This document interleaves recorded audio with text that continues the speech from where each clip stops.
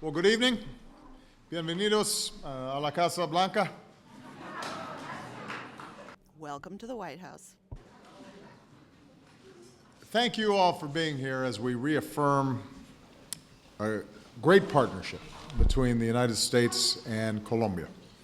And as we celebrate a decade and a half of progress under Plan Colombia.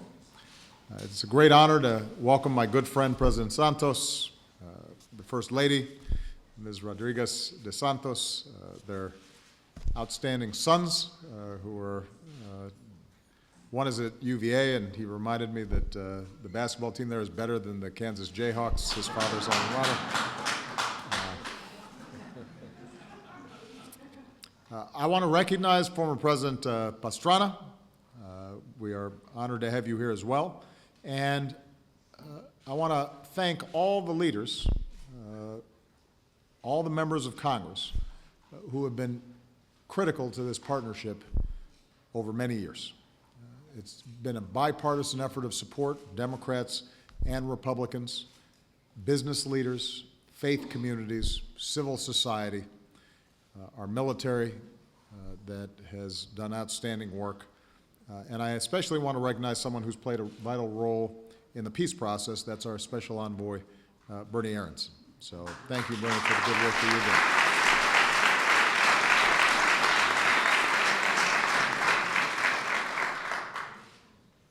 doing. In the United States, we are big fans of Colombia. We love its culture. We love its contributions. We love Shakira, Carlos Vives, Sofia Vergara. I really, we're joined by many friends from Colombia. We have a lot of proud Colombian Americans, and that includes some of the great talents who are here tonight. We've got actors like John Leguizamo. Where's John? Right there. And Juan Pablo Montoya. And there he is. Former shortstop for my beloved Chicago White Sox, Orlando Cabrera. There you go.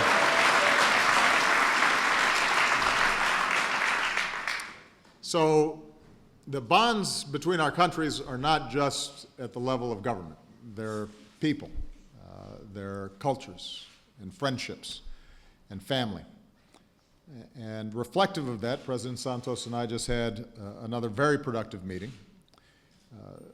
This is one of the strongest partnerships in the hemisphere, and increasingly we're global partners. It's a partnership grounded in mutual interests and mutual respect. And Juan Manuel and I discussed ways that we can continue to strengthen our ties with more trade, more investment in clean energy, ever deeper cooperation in the region. Of course, much of our work focused on how to seize this incredible moment of promise in Colombia. We all remember a time not long ago when Colombia was torn apart by terrible violence, plagued by insurgency and civil war. Many of you who are here lived through those times. Some of you here lost loved ones or friends, colleagues. And that's why the United States and Colombia forged what became Plan Colombia, starting with President Pastrana and transcending administrations in both of our countries. We were proud to support Colombia and its people as you strengthened your security forces, as you reformed land laws and bolstered democratic institutions. So Plan Colombia has been a tribute to the people of Colombia and their efforts to overcome so many challenges. And after 15 years of sacrifice and determination, a tipping point's been reached. The tide has turned. As President Santos will be first to tell you, obviously serious challenges remain. But from Cartagena to the Campo, there's no denying Colombia's remarkable transformation. Today's Colombia is a country of artists and entrepreneurs and dynamic cities. In the barrios of Medellin, new businesses along with giant outdoor escalators up the hillsides, are literally lifting people out of poverty. Children who once hid in fear now have the chance to pursue their dreams. In short, a country that was on the brink of collapse is now on the brink of peace. I had the privilege of seeing some of this extraordinary change myself when I visited Cartagena. I still believe what I said then. In Colombia today, there is hope. Now, fully realizing that hope requires a just and lasting peace. So, President Santos, I've said to you privately, I want to reiterate publicly how much I admire the great courage and resolve that you've shown in pursuing negotiations to end the war. You've committed to an agreement that upholds Colombia's national and international legal obligations, and you've put victims at the center of this process. I want to thank all of the parties for their efforts, including the government of Cuba for hosting the talks. We all know that it's easier to start wars than end them. But after a half a century of wrenching conflict, the time has come for peace. It's time to make real the words of the young Colombian who said, "The only thing I want to see die over here in the west side of town is the sun at the end of the day." Of course, peace will just be the first step. Any agreement will have to be implemented. And just as the United States has been Colombia's partner in a time of war, I indicated to President Santos, we will be your partner in waging peace. So today I'm proud to announce a new framework for the next chapter of our partnership, and we're going to call it Peace Colombia, Paz Colombia.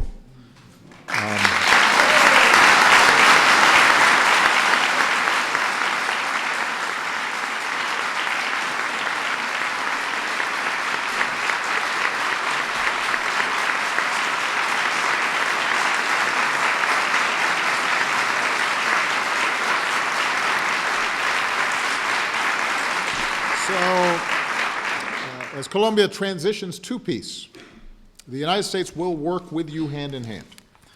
I'm proposing that more than $450 million be devoted to helping to reinforce security gains, reintegrate former combatants into society, and extend opportunity and the rule of law into areas denied them for decades.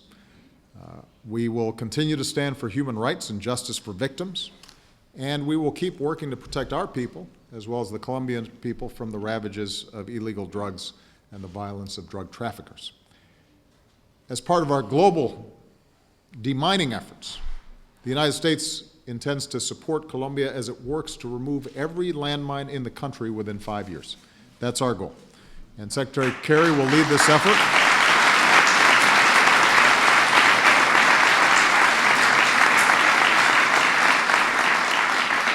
I want to thank our partner Norway, and we invite others to join in this really important work so that every Colombian child can walk into a brighter future free of fear. I can't emphasize enough how this is a concrete manifestation that we can achieve in a relatively short time frame that not only ensures that innocents are not injured or killed, but it also means that land that may have been very difficult to develop or to farm now is available, and we're very proud to be part of that effort. And I indicated to President Santos that as the negotiations conclude, assuming success, assuming an embrace by the Colombian people, we will continue to solicit ideas from your government and the Colombian people about how else we can help and mobilize the international community to support your efforts. But the point is that because of the vision and leadership of not only the Colombian people and Colombian government, but also Democrats and Republicans and members of Congress, and so many who invested so much in this effort many years ago, we want to make sure that we are showing that same commitment going forward. We don't consider this an end to our friendship and our partnership, but rather a new beginning. And just as we did 15 years ago, we intend to bet on Colombia's success. we're united by a common vision, a future that is more just and more equitable, more prosperous for all of our people. One of my most memorable experiences in Colombia was when I accompanied President Santos as he granted land title to two Afro-Colombian communities. And it was a wonderful day, not just because we were hanging out with Shakira. There in the Plaza de San Pedro, we watched as the descendants of slaves laid claim to their piece of a new Colombia, and it was a reminder of what peace really means in people's daily lives, what's possible when people are empowered, no matter what they look like or where they come from. And that's a vision that President Santos believes in. That's a vision that we share, that this is not just an abstract exercise at the highest levels of government. This is something that has to affect ordinary people in increasing their security and their opportunity. That's what we mean when we talk about building a truly peaceful, prosperous Colombia. That's what we hope to help you realize. A place, as the great novelist Gabriel Garcia Marquez once imagined, a place where no one will be able to decide for others how they die, where love will prove true and happiness be possible. In this great work, Colombia will have no greater friend than the United States of America. Muchas gracias.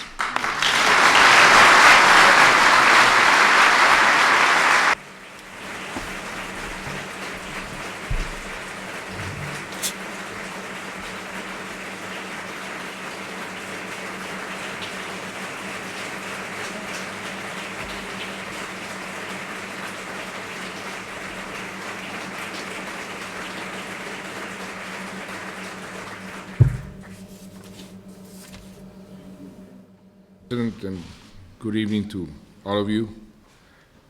You said at the beginning that Americans love and admire Colombians. I must say the same thing. Colombians love and admire Americans, and they love you very much. You are the most popular person in the Colombian polls.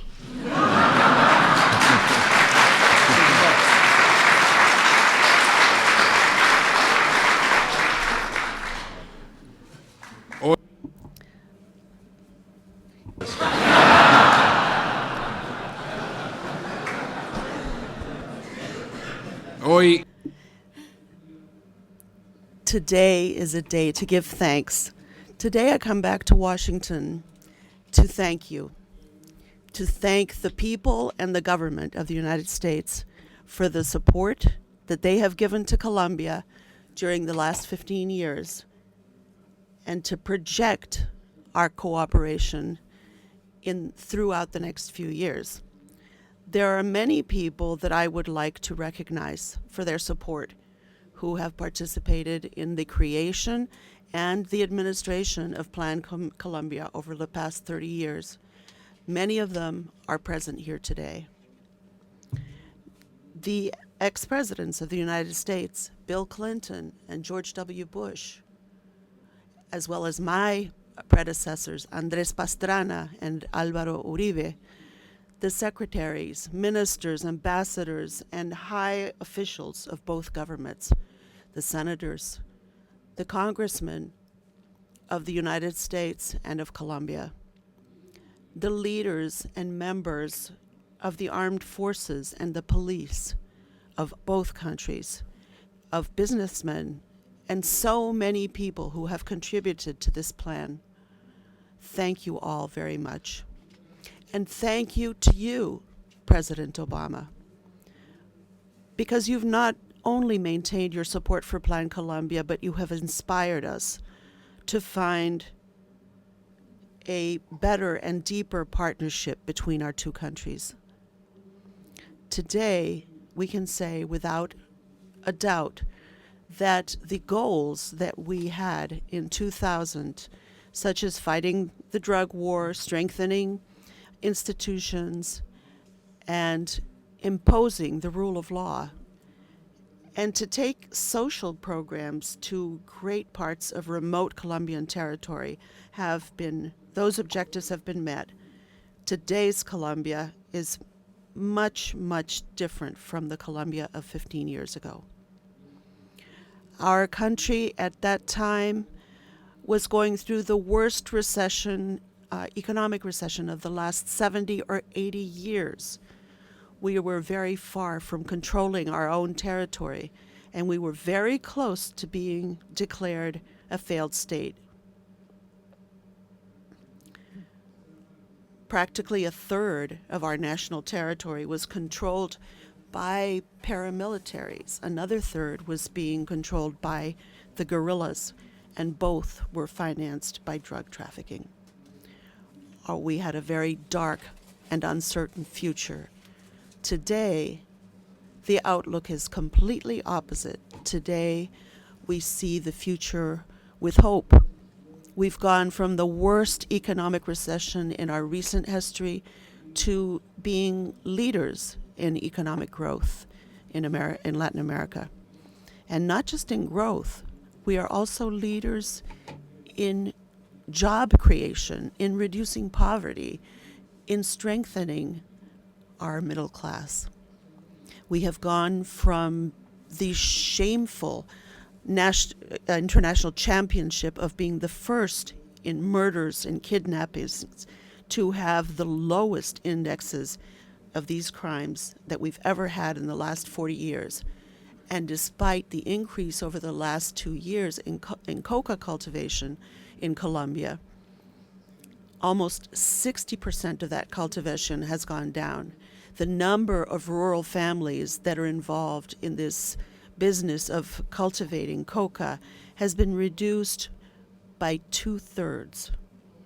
And all of that while we continue very vigorously and decidedly to fight against drug trafficking. So much so that last year we were able to overcome all kinds of records and the volume of cocaine seized, more than 250 tons of it. Those thousands of families who entered into the legal economy, thanks to your help, thanks to Plan Colombia, have shown us the way of what our cooperation can be over the next 15 years. In fact, we have already implemented a comprehensive policy of crop substitution that contemplates every link in the chain of drug trafficking, and it will be much more effective because it will attack the roots and not just the symptoms of this problem. All of these advances are due in great part to the fact that 15 years ago, when we were in such serious straits, the Colombians received a friendly hand. And that friendly hand came from here, from Washington, from both sides of the aisle, Democrats and Republicans. And thus, it has remained. A lot of people say that Plan Colombia is the bipartisan incentive that has been most successful over the last few years. But people perceive it as an exclusively military or security initiative, but it was much more than that. It's true that Plan Colombia helped us to have the most powerful armed forces, the most effective armed forces that Colombia has ever had in its history. And they today are out there training armed forces of other countries in the region. But the reason for its success was that it was a comprehensive strategy, a strategy that also bet on social programs, on justice, on rural development, and on strengthening our democratic institutions. In the name of the residents of that forgotten Colombia who are finally seeing the presence of the state, thank you. In the name of those rural dwellers who are now cultivating legal crops and have bettered their conditions of life, thank you. in the names of millions of Colombians who are starting to live without fear, thank you. But above all, in the name of new generations throughout Colombian territory, in the names of those children who can see a better future now, thank you. Thank you very much. If in Colombia we are on the brink of a peace agreement, I can say without a doubt that Colombia was crucial, that Plan Colombia was crucial in helping us get there. From the very beginning, you, Mr. President, supported the risky and bold step of trying to achieve peace in our country.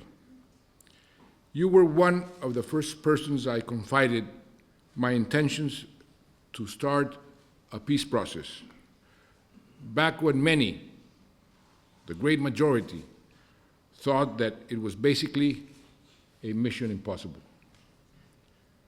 Many people warned me that it would be political suicide. Making war is so much easier than making peace. And you not only believed it was possible, you encouraged me to go ahead and gave me your full and enthusiastic support. Since then, you have walked by our side. And today, Mr. President, you stand with the Colombian people when we are on the verge of transforming this dream into reality. I believe also that I speak for all the people in Latin America and the Caribbean, all the people who live south of Rio Grande, when I say to you, thank you. Thank you, Mr. President, for your audacity in reestablishing diplomatic relations with Cuba. Thank you for understanding that peace in Colombia means peace for the entire region.